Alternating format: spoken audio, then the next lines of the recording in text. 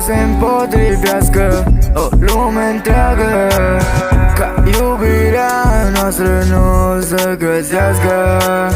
Iubirea mea, tu ești aleasă, te vreau pe tine ca să îmi fii mireasă.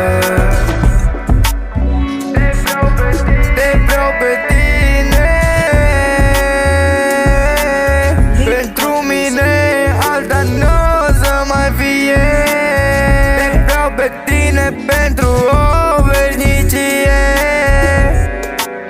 că încă mă cauți în vise. De ce când ne vedem te faci că plouă? M-au trimis la altele, dar nu prea sunteți două. Vrea să alege pe tine într-o viață nouă. Ca să scap de mine ai nevoie de o clonă. Nu știu ce faci să reușești, să nu nebunești, ești perfectă, nu dai greș. Lasă-mă să te iau în brațe, să n-am mai înrești. Dar de ce tot te ferești? Trebuie să mă plătești. Ți-am zis că nu o să scap de mine ușor. Ți-am zis asta prima oară și mai la peste picior.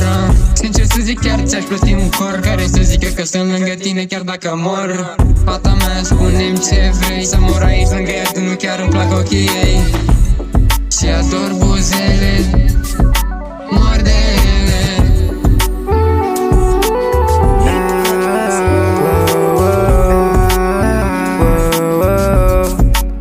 Te vreau aproape lângă mine să stai. Tu ești singura care mi-o doream. Te vreau pe tine,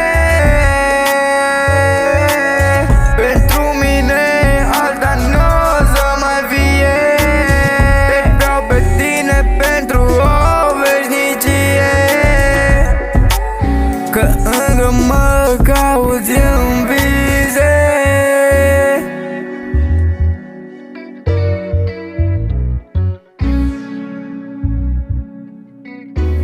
Lilic și Riconai out.